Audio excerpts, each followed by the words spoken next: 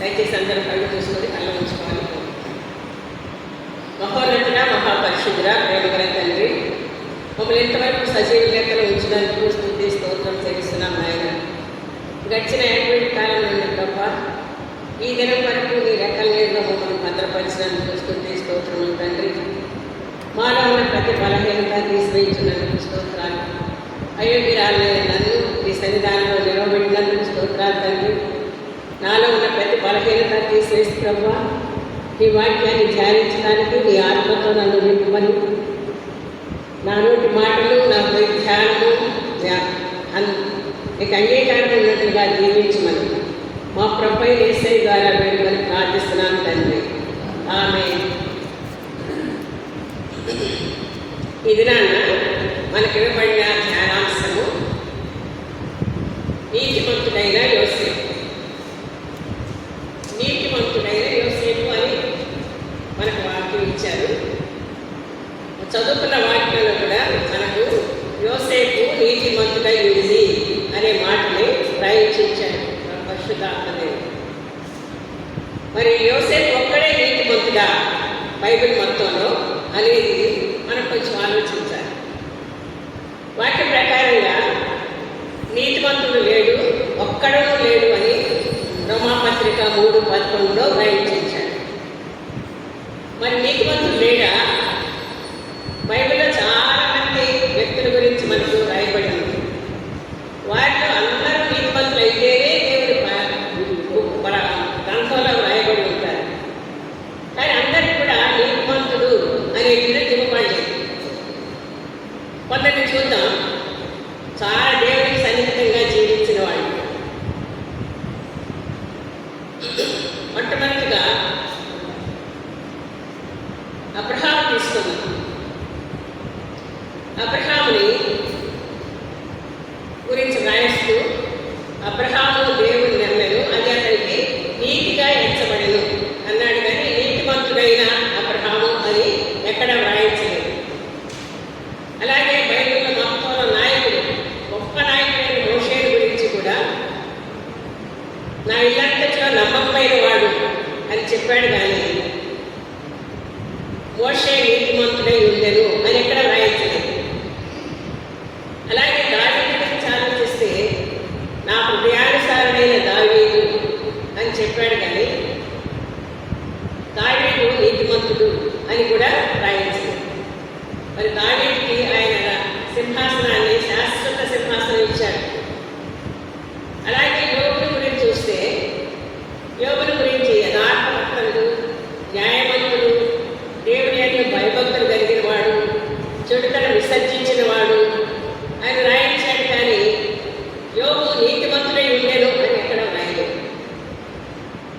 మరి దానియేలుని చూసినట్లయితే అంత్యకాలంలో రాబో సంగతులన్నింటినీ ఆయన దర్శనాల ద్వారా తెలియజేశాడు. ఆయన గురించి కూడా రాయబడలేదు. ఆయన ఏమన్నాడు? నాకు బహుప్రియుడు అని చెప్పాడు. అందరినీ ఇలా చూస్తున్నాం. నీతిమంతుడు అని యేసయ్యను గురించి ఇలా భార్య ఒప్పుకుంది. అది మత్తయి సువార్త 27వ అధ్యాయంలో చూస్తాం. ఆ నీతిమంతుని జోలికి వెళ్ళవద్దు, ఈ పొద్దు నేను ఆయన గురించి బహు బాధపడ్డాను అని వ్రాయించాడు. మరి నీతిమంతులు లేరా? నీతిమంతుల యొక్క లక్షణాలు ఏంటి? ప్రత్యేకంగా లక్షణాలు ఎక్కడ కూడా మనకి కనపడదు. యోబు గ్రంథంలోనే ఒకసారి అడుగుతాడు, నరుడు దేవుడి దృష్టికి నీతిమంతుడు ఎలా కాగలడు అంటాడు.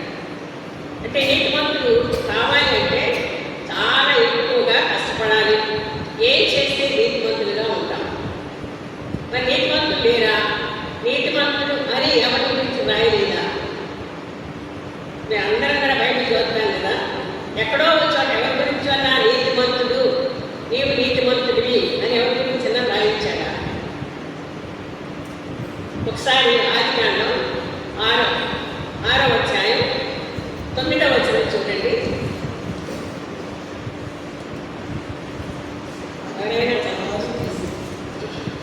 ఆదికాండం 6వ అధ్యాయం 9వ వచనం.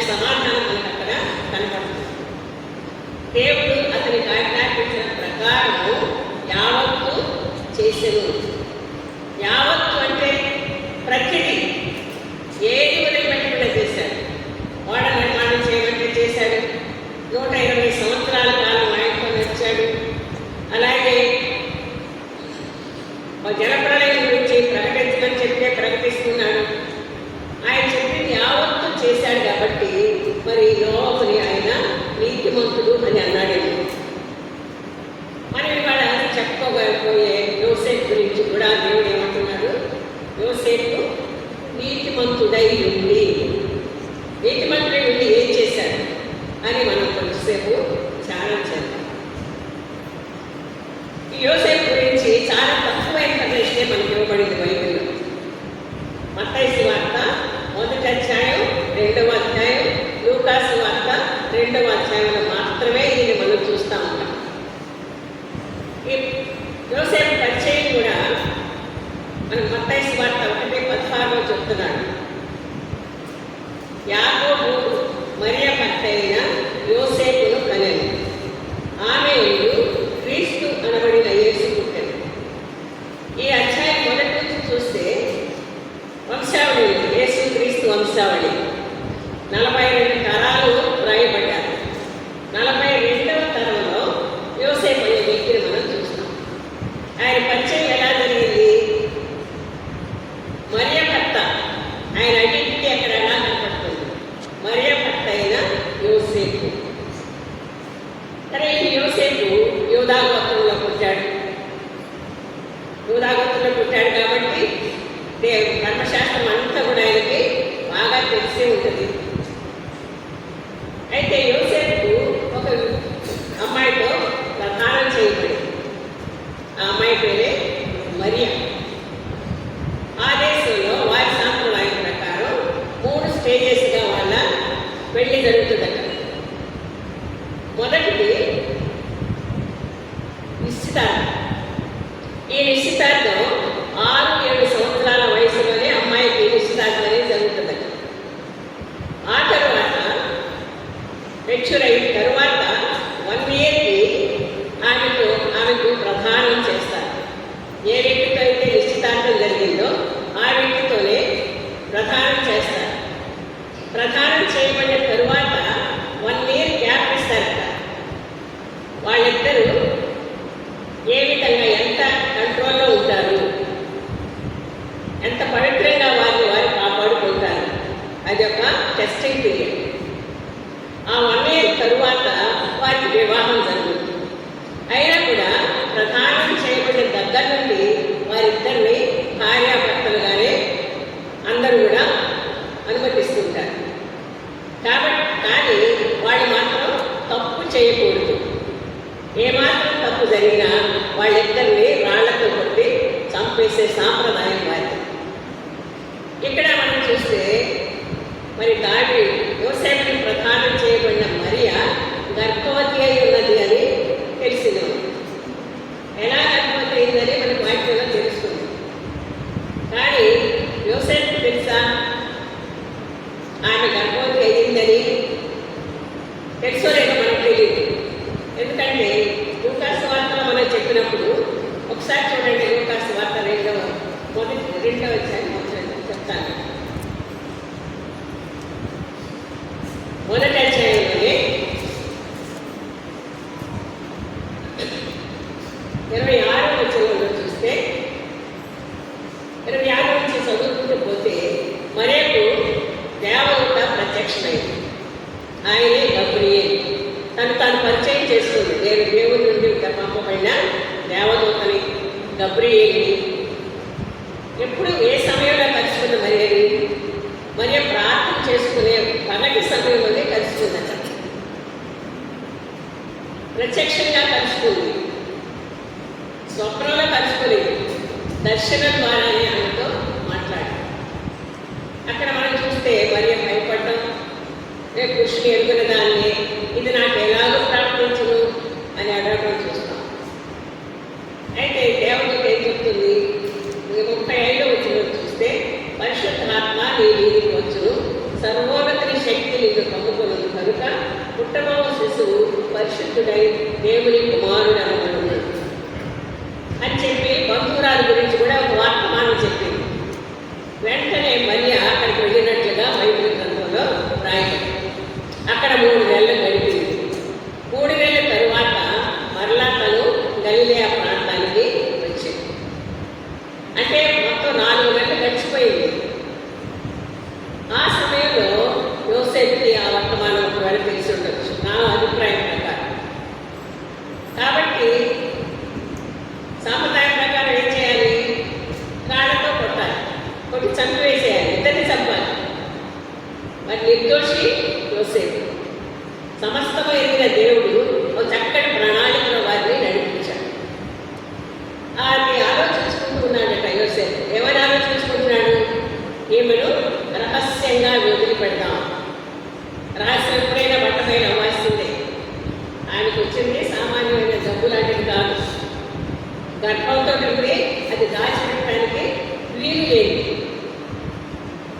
కానీ ఈయన మాత్రం ఆలోచించుకుంటున్నాడట, రహస్యంగా వదిలేసేద్దాంలే, ఏమవుతుందిలే అనుకో. ఆ సమయంలో యెహోవా దేవుడు మళ్ళా కూతురు యోసేపు దగ్గరికి పంపించాడు. అదే మత్తయి సువార్తలో రాయించి ఇచ్చాడు. 20వ వచనం చూస్తే, మొదటి అధ్యాయం, దావీదు కుమారుడైన యోసేపు నీ భార్య అయిన మరియను చేర్చుకుంటకు భయపడుతుంది. ఆమె గర్భము ధరించినది పరిశుద్ధాత్మ వల్ల కలిగినది. ఆమె ఒక కుమారుని కనులు తన ప్రజలను వారి పాపముల నుండి ఆయనే రక్షించను కనుక ఆయనకు యేసు అను పేరు పెట్టుదువు అని. ఎవరు పెట్టాలంటే పేరు కూడా యోసేపే పెట్టాలి. దేవుని పరిశుద్ధాత్మ శక్తి వల్ల ఆమె గర్భం ధరించింది, పాపం వల్ల ఆమె గర్భం ధరించలేదు. కాబట్టి ఆమెను చేర్చుకోవడానికి నువ్వు భయపడదు. ఇదంతా నా వల్లే జరిగిందని యోసేపుకి తెలియజేస్తే ఆయన ఏం చేశాడంటే అప్పుడు ఆమెను చేర్చుకొనేను అని అదే అధ్యాయంలో మనం ప్రవేశించాడు. 25వ వచనంలో చెప్తున్నాడు, ఆమె కుమారుని కను వరకు ఆమెను ఎరుగకుంటాను. అతడు ఆ కుమారునికి యేసు అని పేరు పెట్టాడు. బాగుంది. దేవుడు యోసేపు తెలియజేశాడు. యోసేపు కూడా ఒప్పుకున్నాడు. మరి చేర్చుకోవడానికి ఇష్టపడ్డాడు. చేర్చుకోవడానికి ప్రయత్నాలు జరుగుతూ ఉన్నాయి. మరి చేర్చుకున్న తర్వాత గల్లీలోనే ఉన్నారనుకోండి, ప్రజలందరూ తెలియకుండా ఉంటుంది. ఇది అందరికీ తెలుసుకోవాలి. అప్పుడైనా అవమానం అనేది తప్పదు. ప్రజలందరికీ తెలియదు ఇది పరిశుద్ధాత్మ వల్ల గర్భం ధరించింది ఈ అమ్మాయి. కాబట్టి వీటన్నిటి నుంచి ఎలా తప్పించాలి వీళ్ళిద్దరిని? దేవుడు మహా గొప్పవాడు, శ్రమశక్తి గలవాడు కనుక ఒక ప్రణాళిక ఏర్పాటు చేశాడు. ఏంటా ప్రణాళిక? ప్రజాసంఖ్య. అంతవరకు ఎప్పుడు కూడా జనసంఖ్య అనేది వ్రాయబడలేదు. దావీదు కాలంలో అప్పుడు రాశారు, కానీ ఈ సమయంలో రోమా ప్రభుత్వ కాలంలో అది అంతవరకు కూడా ప్రజాసంఖ్య వ్రాయబడలేదు. ఆ దాన్ని ఏర్పాటు చేశాడు దేవుడు. ప్రజాసంఖ్యలో వ్రాయబడడానికి లూకా సువార్త 2వ అధ్యాయంలో 3వ వచనం చెప్తున్నాడు. అందరూ ఆ సంఖ్యలో వ్రాయబడుటకు తమ తమ పట్టణములకు వెళ్ళేది. యోసేపు దావీదు వంశంలోనూ గోత్రములోనూ పుట్టినవాడు కనుక తనకు భార్యగా ప్రధానము చేయబడి గర్భవతివై పుట్టిన మరియతో కూడా ఆ సంఖ్యలో వ్రాయబడ్డట్టు గలిలయలోని నజరేతు నుండి యూదయలోని బెత్లెహేము అనబడిన దావీదు ఊరికి వెళ్ళారు. ప్రజాసంఖ్య వ్రాయబడ్డ మనం కూడా చూస్తుంటాం. మన ఇళ్ళకి కూడా వస్తూ ఉంటారు సెన్సస్ చేసేవాళ్ళు. వారు అడిగే ప్రశ్నలు మనం జవాబులు చెప్తాం. మనం ఇప్పుడు కార్డులు ఉన్నాయి కదా, ఆధార్ కార్డు, అది చూపిస్తే లేదా బర్త్ సర్టిఫికేట్ చూపించినా మనకు కొన్ని ఇన్ఫర్మేషన్ అడుగుతారు. అదంతా చెప్తే సరిపోతుంది. మనం పుట్టిన ఊరికి మనం వెళ్ళక్కర్లేదు. కానీ ఆ రోజుల్లో వాళ్ళకి ఆ కార్డు లేవు. ప్రత్యక్షంగా మనిషి కనబడితేనే జనసంఖ్యలో రాయబడతాం.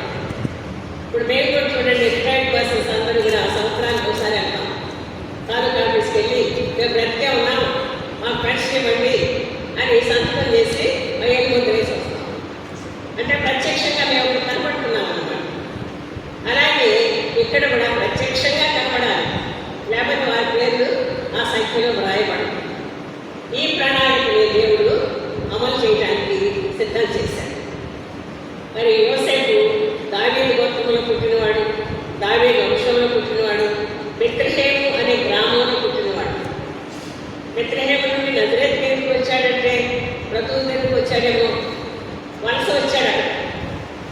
కాబట్టి గర్భంతో ఉన్న మరియని తీసుకొని ప్రయాణమయ్యాడు.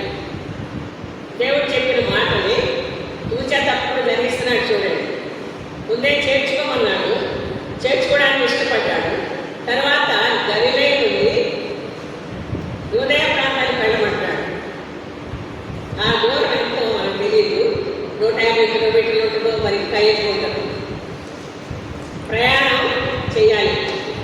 ప్రక్కన గర్భవతి. ఆయన అంత గొప్పవాడు కాదు బండిలో తీసుకెళ్ళటానికి, గాడిదని మాత్రమే ఉంది, గాడిద మీదే కూర్చోబెట్టాడు. అంత ప్రయాణం చేసుకుంటూ మరి యోదయాలోని బెత్లెహేముకు ప్రయాణం అయ్యారు. పగల ప్రయాణం, రాత్రి విశ్రాంతి. మనం అనుకుంటే అది చాలా కష్టమే. ఇద్దరే మనుషులు ఉన్నారు, వాళ్ళిద్దరూ అన్ని ఒడిదుడుకుల్ని, వాతావరణ పరిస్థితుల్ని ఎదుర్కొంటూ ప్రయాణం అవ్వాలి. ప్రయాణం అంతా కూడా సజావుగా సాగి బెత్లెహేము పట్టణాన్ని చేరుకున్నారు. జనసంఖ్య, ప్రజాసంఖ్య, ఆ ఊరు నుంచి వెళ్ళిపోయిన వాళ్ళు అందరూ వచ్చేస్తున్నారు. అక్కడ ఏమైనా స్థలం ఉందా, పోనీ యోసేపుకి ఏమైనా ఇల్లుందా, అక్కడ బంధువులు ఉన్నారా, స్నేహితులు ఉన్నారా, తెలిసిన వాళ్ళు కూడా లేదు. మరి ఎలా ఉండాలి? దేవుడే నడిపించాడని మనం అనుకుంటుంటాం, కానీ అది చాలా కష్టమైన పని. ఇంటింటికి పోయమ్మా, నా భార్య గర్భవతి, మేము ఉండటానికి కొంచెం స్థలం కావాలి, ఒక్క గది ఇవ్వండి, మేము బ్రతిమాలాల్సిందే కదా.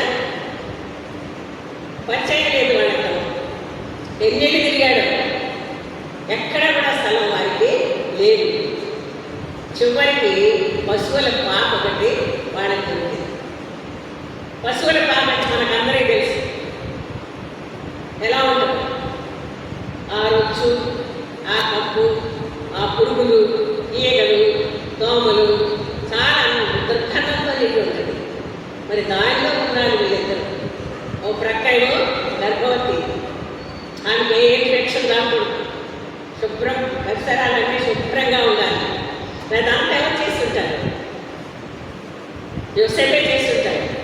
ఆమె కొంచెం హెల్ప్ చేసి ఉండవచ్చు.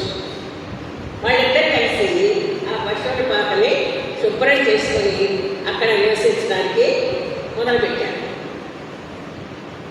అక్కడ ఉండగానే ఆమె ప్రసవ దినములు నిండారు. చాలా సంతోషించుంటారు. మన గర్భం ఎవరు కనపడదు కదా, అడిగేవాళ్ళు లేరు, శిక్షించేవాళ్ళు లేరు, దేవునికి చాలా స్తోత్రాలు చెప్పుకుని ఉంటారు. అక్కడ ఉన్నప్పుడు ఆమెకు ప్రసవ దినాలు నిండలేదు. అది కూడా రాత్రిపూట కలిగింది ప్రసవం. మంత్రసాన్ని ఉన్నారా? మంత్రసాన్ని స్త్రీలు ఎవరైనా సహాయం చేసేవాళ్ళు ఉన్నారంటే వాళ్ళు కూడా లేదు. ఆ కష్ట సమయంలో మరి ఎవరు పురుడు కోసుంటారు? నేను కూడా యోసేపు కోసుంటాడు. దేవుని నడిపింపు ద్వారా యోసేపే ఆమెకు పురుడు కోసుండవచ్చు. ఎందుకంటే యెహోవా దేవుడు కూడా అవమానం చేశాడు కదా. ఆ రోజుల్లో ఎవ్వరు లేరు కాబట్టి యెహోవా దేవుడే కయ్యేకి పురుడు కోశారని చాలామంది భక్తులు చెప్తూ ఉంటారు, బొడ్డు కోశాడని. అలాగే ఇక్కడ కూడా ఈ యోసేపు చేత ఆ పనులన్నీ చేయించుండొచ్చు దేవుడు. బిడ్డ పుట్టేటప్పుడు సంతోషం ఎలా ఉంటుంది? మనందరికీ తెలుసు ఆ సంతోషం. పుట్టక ముందున్న ఆందోళన, ఆతృత అదంతా వెళ్ళిపోయి ఎంతో సంతోషం. ఆ సంతోషాన్ని అనుభవిస్తున్న సమయంలో దాన్ని ఇంకా రెట్టింపు చేయడానికి ఎవరు వచ్చారు వాళ్ళ దగ్గరికి? గొర్రెల కాపులు వచ్చారు. గొర్రెల కాపులు రావడం చాలా విచిత్రంగా ఉంటుంటుంది. వాళ్ళు ఎలా వచ్చారు వీళ్ళు అని అడగకుండా ఉండరు. వాళ్ళు చెప్పుకుంటారు, మాకు దేవదూతని వర్తమానం తెలియచేసింది. సర్వోన్నతమైన స్థలంలో దేవునికి మధ్యమాలి మా చుట్టూ పాటలు పాడారు. లోకరక్షకుడు పుట్టాడని చెప్పారు. ఆయన కూడా బెత్లెహేములో పుట్టాడని చెప్పారు. పశువుల పాకలో పుత్తిగుడ్డలతో చుట్టబడి ఉన్నాడని చెప్పారు. మేము ఎదుర్కొంటూ వచ్చాం. చాలా సంతోషం. వాళ్ళందరూ మనకి లైట్ వేస్తారని అక్కడ లైట్ దేవుడు సామాన్య మానవుడిగానే పుట్టాడు. దేవుడు యేసయ్య కూడా సామాన్య మానవుడిగా పుట్టాడు కాబట్టి అంత వెలుగు అక్కడ ఉంటూ ఉంటుందని నేను అనుకోను. ఉంటే ఒకడు ఉంటారు అంతేమో. అక్కడికి వచ్చి ఆ గొర్రెలతో పాటు చాలా సంతోషించారు. ఆ బిడ్డతో సంతోషంగా ఉంటున్నారు. కొంతకాలం జరిగింది. మళ్ళీ జ్ఞానం వచ్చారు. జ్ఞానం కూడా ఏం చెప్పి మీరెలా వచ్చారు? జ్ఞానులు తూర్పు దేశం నుండి వచ్చామయ్యా మేము. ఎలా వచ్చారు? తార కనపడింది ఆకాశంలో. ఆ నక్షత్రం నడిపించింది. పెద్దయిన వర్తమానాలు వాళ్ళు వింటున్నారు. సరే వాళ్ళు వచ్చారు. తాను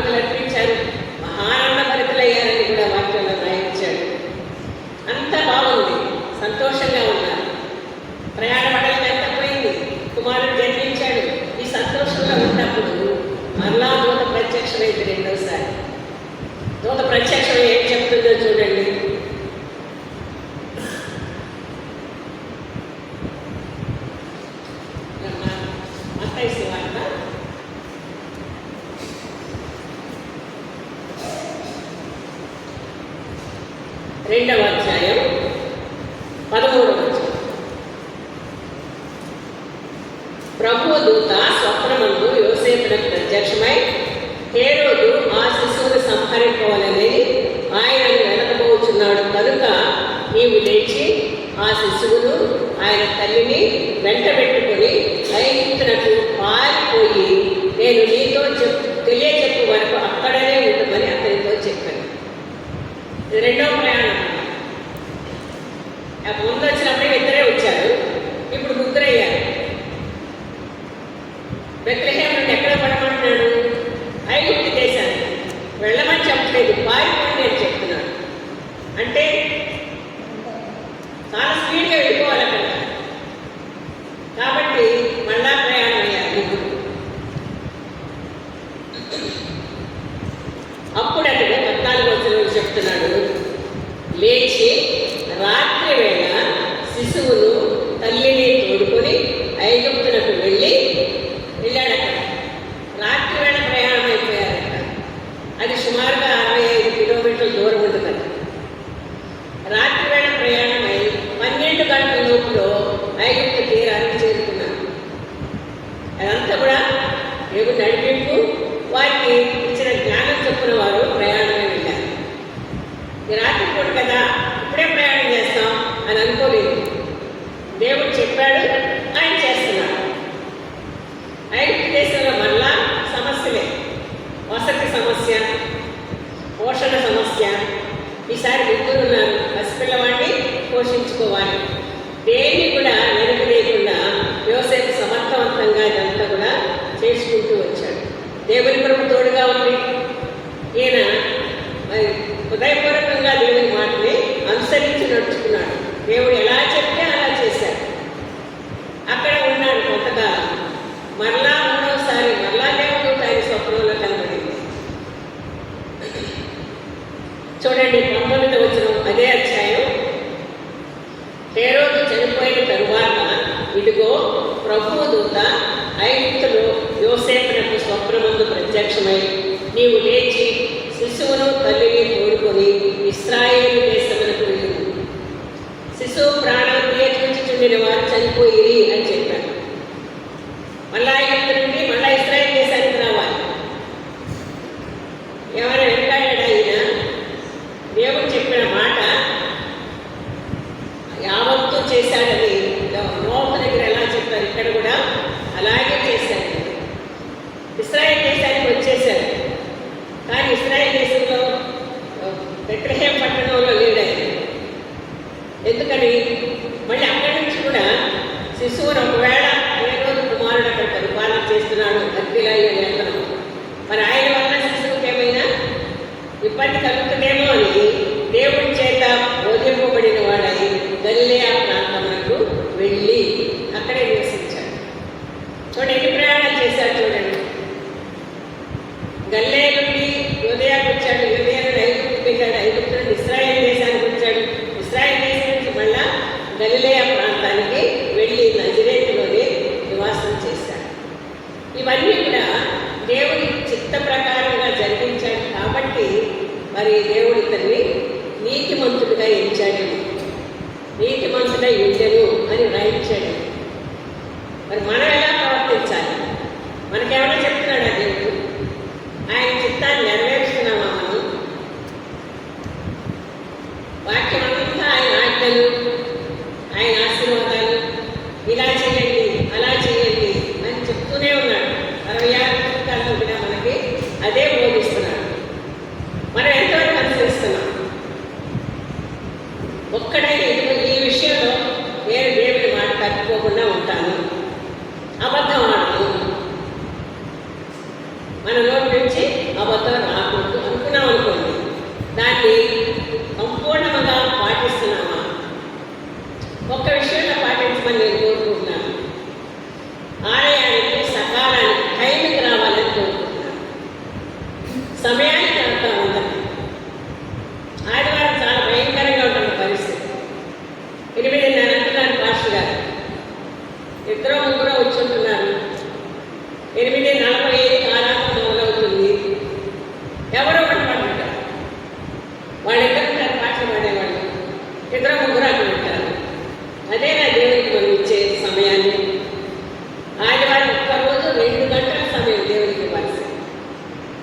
ఆ 2 గంటలు కూడా మనం ఇవ్వలేకపోతున్నాం. ఉద్యోగానికి అయితే పరిగెడతారు కదా, అక్కడ సంతకాలు తీసుకుంటారు, గేట్ చేస్తారు. ఇక్కడ ఎవరు గేట్ లేదు, ఫ్రీ కాబట్టి ఎప్పుడైనా వెళ్ళచ్చు. అది యేసయ్య అంటే ఇక్కడ నిలబడి చూస్తూ ఉంటాడట. సమయానికి ఆయన దిగి వచ్చి నా బిడ్డలు ఎప్పుడు వస్తారు, ఏ ఆశతో వస్తున్నారు, ఏ కోరికతో వస్తున్నారు, ఏ అవసరంతో వస్తున్నారు, అవన్నీ తీరుద్దామని ఆశగా ఎదురు చూస్తూ ఉంటాడు. ఆయన ఇచ్చిన సమయంలో మనం ఆయన సన్నిధిలో ఉంటే ఆయన ఇచ్చే ఆశీర్వాదాలన్నీ కూడా పొందుకోవచ్చు. నువ్వు ఉంటున్నావా అని నన్ను అడుగుతారు మీరు. నాకు చాలాసార్లు నేను కూడా టైంకి రాలేకపోతున్నాను. మన అందరం కూడా ఒక డిసిషన్ తీసుకున్నాం. దేవుడిచ్చిన ఆజ్ఞ ఆయన ఆలయంలో కనబడటం, సంఘంగా కూడటం, సంఘారాధనకు పాల్గొనడం, దీన్ని ఆరోగ్యం ఉన్నంత వరకు, వీరున్నంత వరకు. కొన్నిసార్లు వస్తూ ఉంటాయి, అవాంతరాలు వస్తాయి, అడ్డంకులు వస్తూ ఉంటాయి. అవి లేనప్పుడైనా సమయాన్ని పాటిస్తూ దేవుడి సన్నిధిలో మనం గడిపి దేవుడి ఆశీర్వాదాలు పొందుకోవాలని, అట్టి కృప దేవుడు మనకందరికీ దయచేయాలని కోరుకుంటూ నేను ముగిస్తున్నాను. God bless you all.